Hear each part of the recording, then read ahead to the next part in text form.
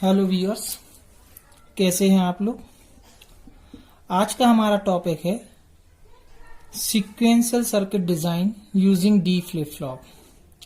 हमने अपनी पिछली क्लास में स्टेट रिडक्शन टेक्निक्स और स्टेट असाइनमेंट के बारे में पढ़ा था।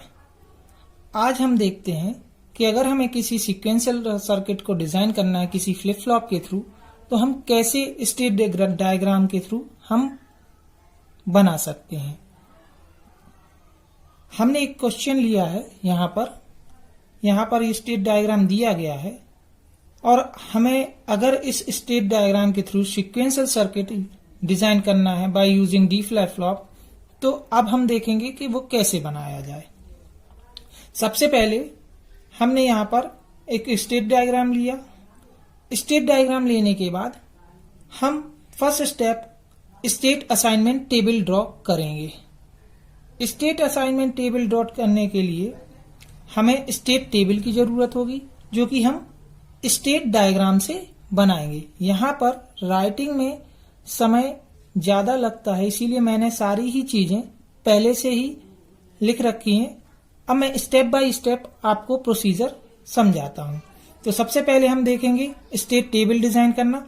तो स्टेट टेबल हमने देखा कि जब हम स्टेट ए पर हैं तो प्रेजेंट स्टेट हमारी ए है, और अगर हमने इसमें 0 इनपुट दिया तो हमारी स्टेट बी होती है। तो हमने यहाँ पर 0 इनपुट पर बी स्टेट ले ली और उसके करस्पॉन्डिंग आउटपुट हमारा 0 है, इसलिए हमने 0 कंसीडर कर लिया। ऐसे ही अगर हम 0 ए पर जब हम 1 देते हैं तो हमारी स्टेट ए ही रहेगी, और आउटपुट 0 है तो हमने आउटपुट 0 ले लिया। जो हमारा क्वेश्चन था उसी के हिसाब से हम स्टेट टेबल को यहाँ डिजाइन कर रहे हैं। अब हम बी की बात करें तो बी पर जब 0 देंगे तो बी ही होगी, आउटपुट 0 होगा। तो हमने बी स्टेट ले ली, आउटपुट 0 ले लिया। बी पर जब हम 1 इनपुट देंगे तो सी स्टेट मिलेगी, आउटपुट 0 होगा। तो हमने सी स्टेट ले ली और आउटपुट 0 लिया। फिर हम सी स्टेट की बात करें तो सी पर जब हम 0 इनपुट देंगे तो हमें डी मिलता है।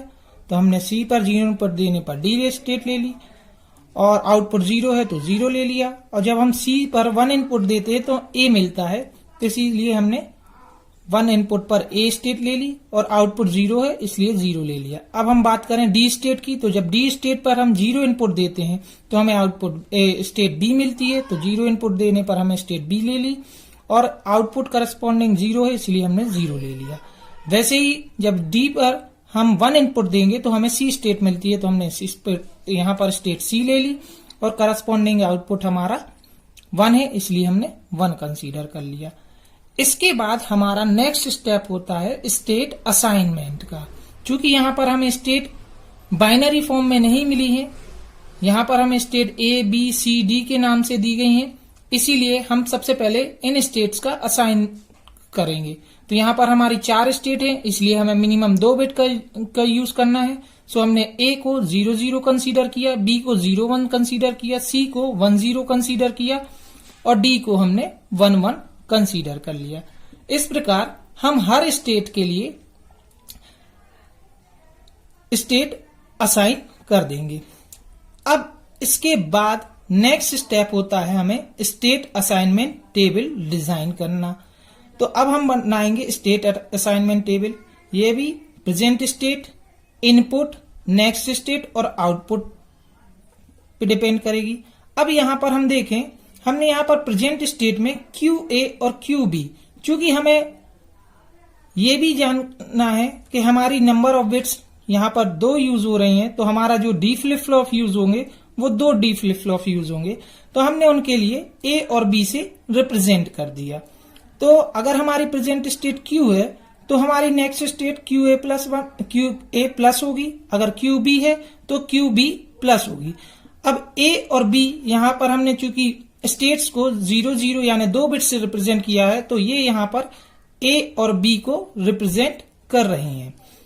तो इस तरीके से हम इस स्टेट टेबल की मदद से ये स्टेट असाइनमेंट टेबल डिजाइन करेंगे। तो देखते हैं, अगर हमारी प्रेजेंट स्टेट ए है तो ए को हमने 0 0 रिप्रेजेंट किया, तो हमने 0 0 ले लिया।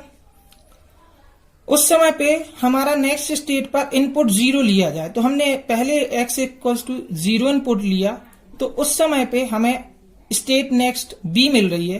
तो बी जो नेक्स्ट स्टेट है उसका हमें स्टेट असाइनमेंट 0-1 लिखना है। तो यहां से हमने बी को देखते हुए यहां 0 इनपुट पर 0-1 ले लिया। उसके करस्पॉन्डिंग हमारा 0 आउटपुट है, इसीलिए हमने आउटपुट भी 0 ले लिया।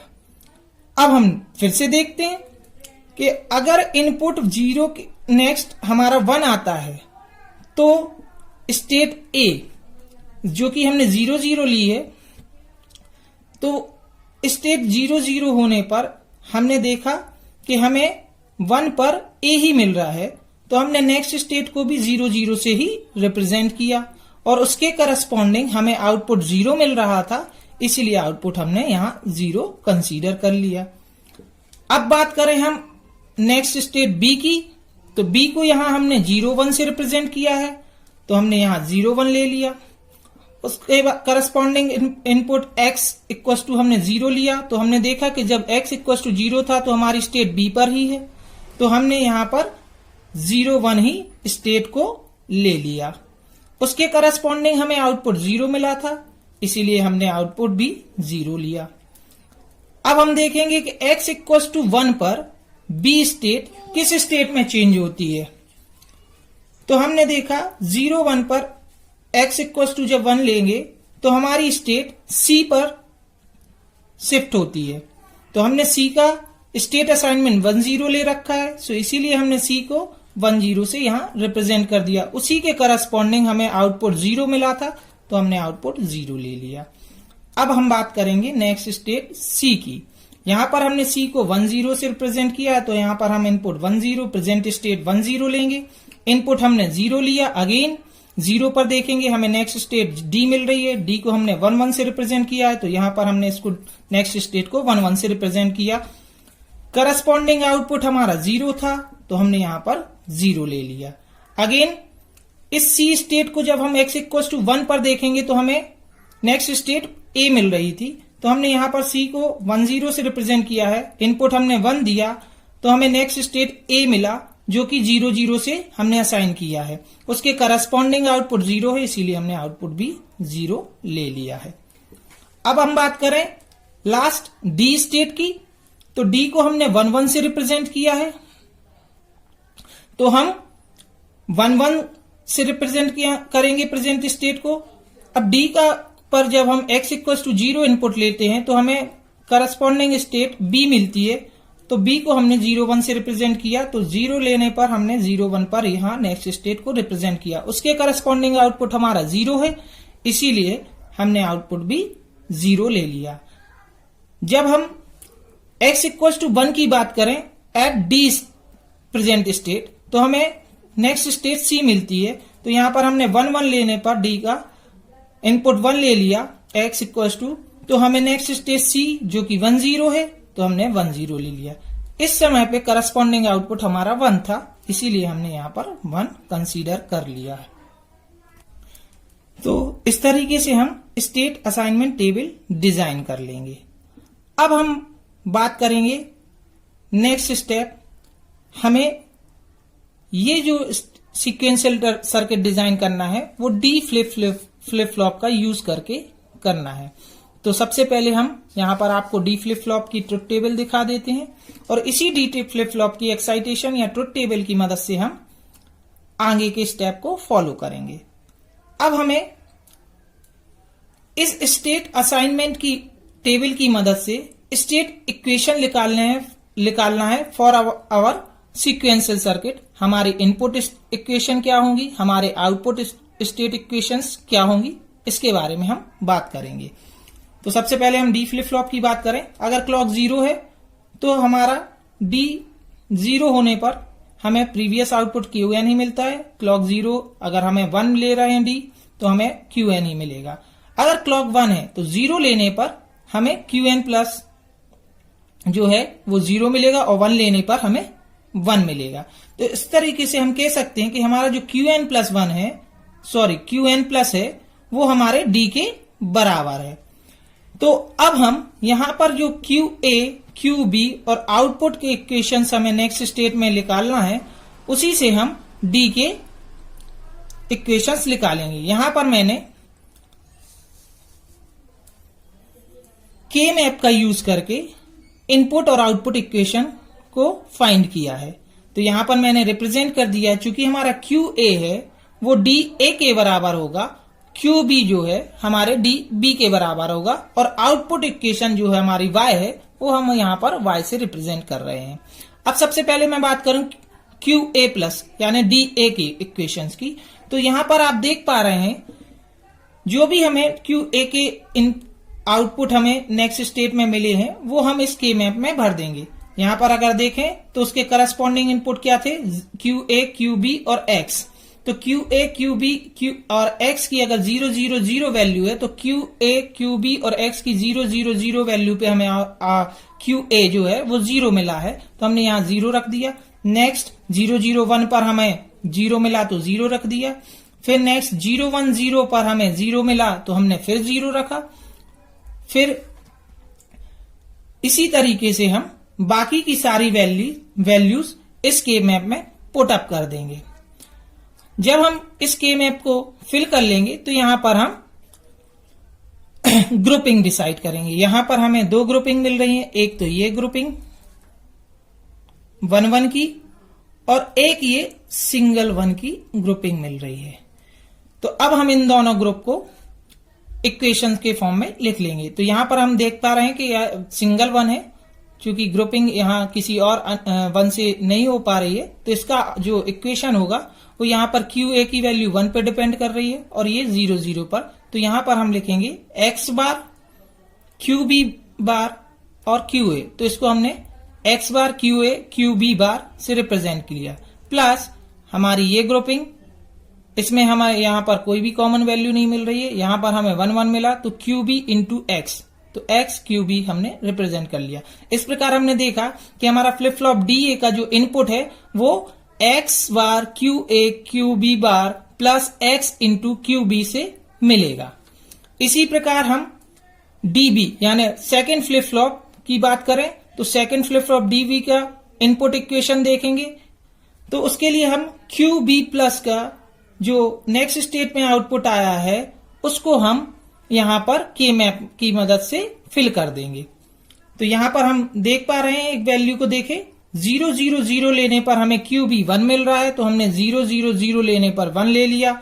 इसी प्रकार 0 0 1 लेने पर हमें क्यू बी 0 मिल रहा है तो हमने 0 0 1 लेने पर 0 ले लिया। इसी प्रकार 0 1 0 लेने पर क्यू बी हमें 1 मिल रहा है तो 0 1 0 लेने पर 1 ले लिया। नेक्स्ट 0 1 1 लेने पर हमें क्यू बी की वैल्यू 0 मिल रही है, इसीलिए हमने 0 1 1 पर क्यू बी की वैल्यू 0 ले ली। ऐसे ही आगे की सारी वैल्यूज हम भर लेंगे। तो यहां पर हमने 1 फिर 0 फिर 1 और ये 0, लास्ट वैल्यू 0, चूंकि 1 1 1 पर है तो यहां पर 1 1 1 पर हमें last value Q B plus की वैल्यू 0 मिली थी तो हमने यहां 0 ले लिया। अब हम यहां पर अगेन ग्रुपिंग करेंगे तो हम देख पा रहे हैं कि यहां पर हमें साइड ग्रुपिंग से 4 वैल्यू की ग्रुपिंग मिल रही है। तो अगर हम ध्यान दें तो हॉरिजेंटली हमें कोई भी कॉमन वैल्यू नहीं मिल रही है, वर्टिकली देखें तो हमें इस ग्रुप में और इस ग्रुप में 0 0 कॉमन मिल रहा है और ये 0 एक्स को रिप्रेजेंट कर रहा है तो इसीलिए डीबी की वैल्यू होगी एक्स बार। तो इस तरीके से हम फ्लिप फ्लॉप जो हमारा सेकेंड डीबी से रिप्रेजेंट किया है उसका इनपुट हमें इक्वेशन मिल जाएगा एक्स बार। अब हम बात करेंगे आउटपुट इक्वेशन की। तो सिमिलरली जैसे मैंने डी ए और डी बी का इक्वेशन के मैप की मदद से फाइंड किया है वैसे ही हम आउटपुट इक्वेशन वाई को भी के मैप की मदद से फाइंड कर लेंगे। तो हम देख पा रहे हैं कि यहाँ पर आउटपुट हमें 0 0 0 मिल रहे हैं और लास्ट जब हमारा इनपुट 1 1 1 है तब हमें आउटपुट 1 मिल रहा है। तो हमने यहां पर सारी वैल्यूज उसी के अकॉर्डिंग फिल कर ली और 1 1 1 पर हमने 1 आउटपुट रख दिया। अब इसकी ग्रुपिंग देखें तो ये सिंगल वैल्यू है तो एक ही ग्रुपिंग होगी, तो इसका आउटपुट जो होगा वो क्यू ए 1 1 से क्यू बी और एक्स मिलेगा। तो इसको हम y इक्वल टू इसका इक्वेशन आएगा x Q A Q B. तो इस तरीके से हम के मैप की मदद से इनपुट और आउटपुट इक्वेशन को फाइंड कर लेंगे। यहां पर मैंने इन्हीं इक्वेशंस की मदद से एक सीक्वेंशियल सर्किट डिजाइन किया हुआ है। आप देख पा रहे होंगे हमारा जो आउटपुट y है वो आउटपुट हमारा x, QA और QB के आउटपुट से एज अ इनपुट मिलेगा। तो हमने यहां से x एज अ इनपुट दे दिया, QA एज अ इनपुट दे दिया और QB एज अ इनपुट दे दिया। तो हम यहां पर x ले सकते हैं, ये QA है और ये QB। इसी प्रकार अब हम देखेंगे हमारा जो फ्लिप फ्लॉप DA है उसके लिए क्या इनपुट होगा। तो हम देख पा रहे हैं यहां पर फ्लिप फ्लॉप DA की वैल्यू x बार QA QB बार प्लस x इंटू QB है। तो हमने फ्लिप फ्लॉप DA का जो इनपुट है उसको मैंने यहां पर रिप्रेजेंट किया है। आप डायग्राम में देख पा रहे हैं। अगर मैं बात करूं QA का तो ये यहां पर हमें QA चाहिए था एज ए इनपुट, तो हमने QA लिया, तो ये QA हमारा यहां से आया।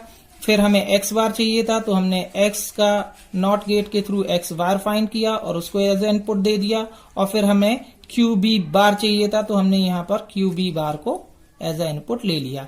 इन तीनों को एंड गेट में एज ए इनपुट दिया, उसका आउटपुट हमारा और गेट में एज ए इनपुट जाएगा। इसी प्रकार नेक्स्ट सेकेंड एंड गेट के लिए x और QB चाहिए था तो हमने यहां से x एज ए इनपुट और QB एज अ इनपुट दे दिया। इन दोनों एंड गेट का जो आउटपुट होगा वो और गेट में जाएगा जो कि हमारे DA के इनपुट में जाएगा, जैसा कि आप देख पा रहे हैं। इसी प्रकार हम DB की बात करें तो DB का हमारा इनपुट इक्वेशन आया था x बार, तो हमने DB को एज अ x के बार वैल्यू से इनपुट प्रोवाइड कर दिया।